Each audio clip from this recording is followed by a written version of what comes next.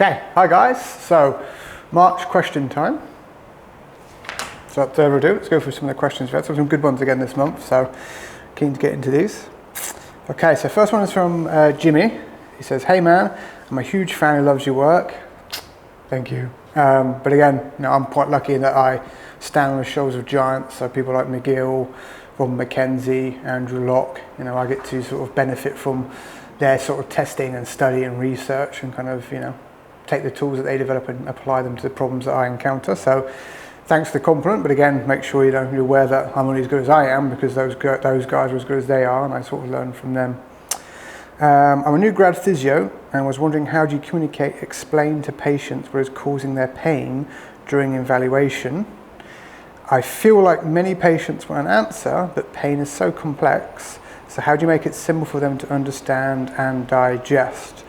So that sounds like a little bit of a loaded question there in terms of your confirmation bias against with pain being complicated. So again, there's a big battle at the moment between having a mechanical approach versus a pain science model and kind of overcomplicating things. So I would say, even if you don't necessarily pin your flag to the mast of mechanical, why not use mechanical assessment first of all, because they're generally simpler and easier to understand. If you rule out all possible mechanical tests for someone's pain, then you can start looking to make things a bit more complicated with kind of pain science and people's, their mindset and all those sort of things, and emotional things and all that stuff that goes on top. So for example, how do you explain to patients what was causing their pain during evaluation? So I'm a big believer in the provocation tests that McGill has developed that test for certain mechanical types of damage. And they give us a very clear pinpoint way to tell the client, this is what's causing you pain, this is the type of damage you've got. And I'll give you two examples that I had sort of the past couple of weeks. So I had two new people come in just to do an assessment. Both had disc damage. Both have had a history of sciatica before. So again, you'd expect sort of very similar tests with the results. However, what we had on one person with their sciatica, when we did a slump test, put them into flexion, added compression, like grabbing the bottom of the chair that we're pulling in. Obviously that's forcing that nucleus out through that bulge, and that bulge would then go out through that compressed flexion, or force that compressed flexion would then touch the nerve, and it would turn their sciatica on down their leg like an on switch straight away. As soon as we came back out, it would die down again, and then we went into extension, it would disappear completely. So having that result and that level of understanding of how a disc bulge works, I know that they had a fresh disc bulge that was responsive to compressed flexion, because we tested it, that very specific test. We could see yes or no, black and white.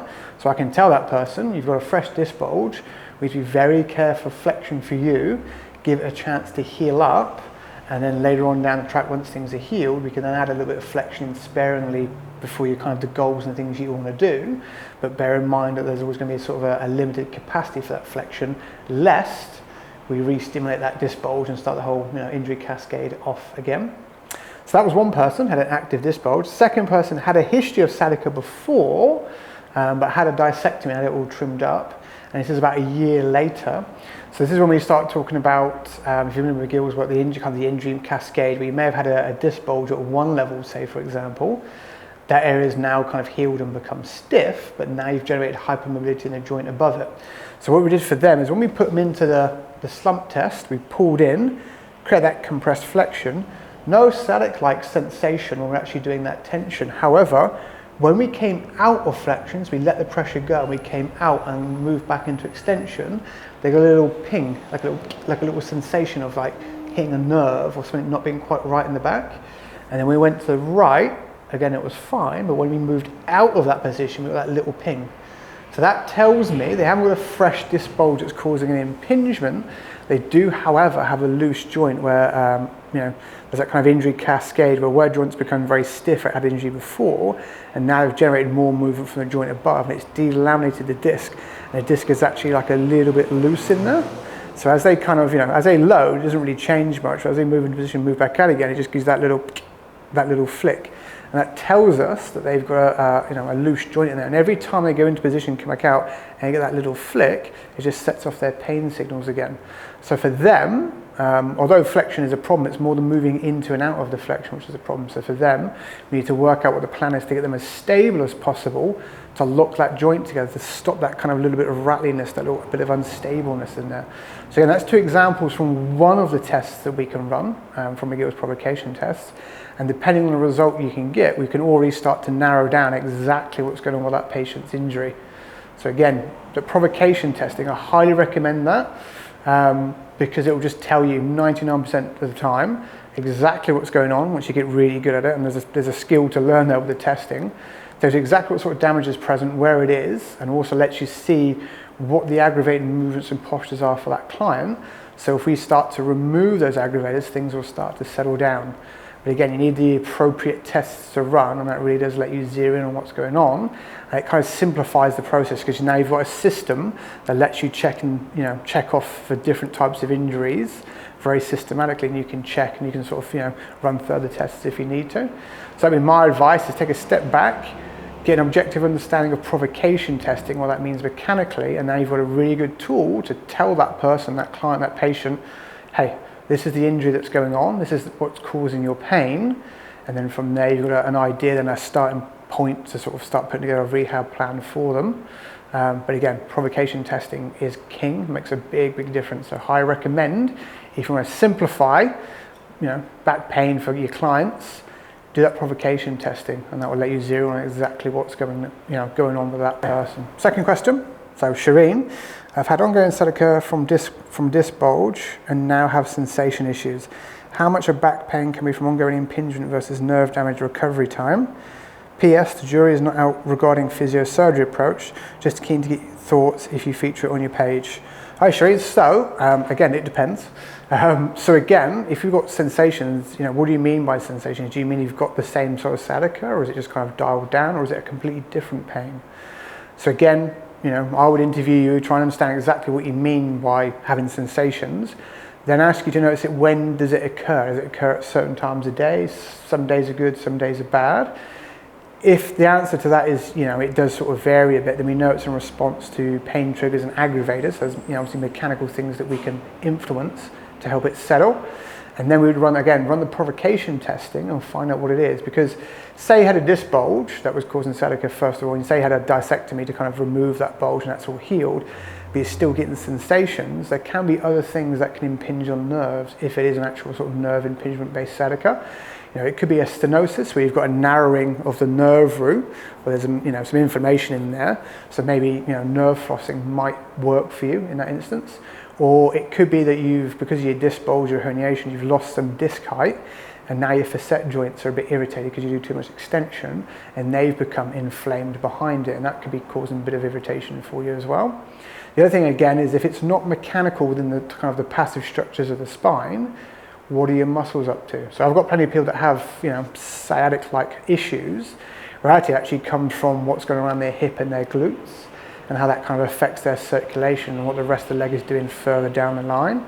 So again, if you've got certain muscles in your hips, like glute medius, for example, are super tight and aggravated and possibly piriformis, and your glute max is very weak and it's not doing a good job stabilizing your femur, the rest of your leg's going to run all sorts of compensations to adjust for that, and that can affect, even all the way down to your planters and your toes, that those areas just kind of get, clamp on to try and help you, and that can affect your circulation and give you those weird sort of sensations. So the short answer is, you need to do more testing first of all. Again, look for sort of patterns to it. Do you have good days versus bad days? Are there certain things or positions you do that set it off? And then run some provocation testing and actually work out exactly what's causing it, where it's coming from. And then you've got the best sort of information then to kind of get the best tools to solve the problem. But again, we need a clear answer first of all to what's going on before we start proposing solutions. So again, provocation testing's one of the best tools that we can use for that, for sure, to get some clarity. Last question. So from Deepak, the son of stone. Good name. Hey, my L5 and S1 have started sacralizing. I was told that this can be congenital for some people, although in my case, I think it's because of being extremely sedentary. I was terribly depressed during the lockdowns and still recovering. Is it still possible and safe for me to perform deadlifts? So again, the answer always begins with it depends. So for those who don't know, sacralization basically describes when the L5 lumbar vertebrae starts to fuse to the sacrum via one of the transverse processes. So there's different types of it, and we can have it both unilaterally, so just on one side, or bilaterally where both sides it starts to develop a problem. And you can have different grades depending on how far it's gone. If it really starts to kind of come across, you can start getting a problem called Bertolli syndrome, which is where that transverse process is literally rubbing against your sacrum, and that causes all sorts of problems. So when it comes to, should deadlifts be safe for me, again, it's going to depend we need to understand your injury for you, because you may have got a group of people who have got that issue, that sacralization going on, but they're all going to be slightly different. So again, a lot of the time the battle or the success comes from the nuances from each person. So again, we have to run testing first of all. Let's see what your potential aggravators are. So for example, it can cause problems with the joint above where the sacralizations are creating, because you lose mobility in that joint. The next joint can become hypermobile. So again, you end up delaminating your collagen in there and having quite a loose sort of rattly joint, which will cause problems as well. But again, we need to test and see how severe yours is, and then what the rules of the game are for your injury, like what can you and can't you do, and then we can sort of adapt things from there. So if you want general recommendations, my advice is you want to make that whole area as stable as possible, so you get less irritation, and there's less chance of you wearing down a joint above with that kind of instability and delamination that's going to occur as a compensation. And then in terms of exercise choice when it comes to deadlift, I think there's many different types of deadlift we can do. There's conventional from the floor, there's conventional from blocks, there's sumo stance from the blocks, there's trap bar, there's rack pulls, there's Romanian deadlifts, there's all sorts of different variations that we can possibly use. And chances are, once you know the rules of the game for your injury, what you can and can't do, or what your potential weaknesses and aggravators are, you can always find a version of that exercise that you can adapt that will give you kind of the benefits without the aggravation. So, can you deadlift again? Probably yes. Just it might be a different variation to what you're thinking of. So again, don't get tied down to an exercise being one particular type. Think of all the other variations that exist out there to help people work around problems. Once you've covered the base of it, got things nice and stable, you know how to manage and control the pain in that area and not irritate it, then you just simply pick the best version. It gives you a chance to build strength and stability, but also avoid that irritation in the area. And that goes pretty much for any back injury when it comes to people trying to do this exercise again. Depends on your injury, it depends on which variation of that exercise you're going to try and do. And what we have to do basically very simply is understand the rules of the game for you, and then balance risk versus reward for you going forward, so that you get the perceived rewards you want, whether it may be strength or particular sport-based movement, and you're minimizing the risk of injury in that area or breaking those discs down and giving yourself other problems to deal with in the future. But again, answer to all those questions is it depends. Got to do some thorough assessment first of all, and then from there, once we really understand the problem, and then we can go forward and propose solutions and kind of monitor and tweak as we go.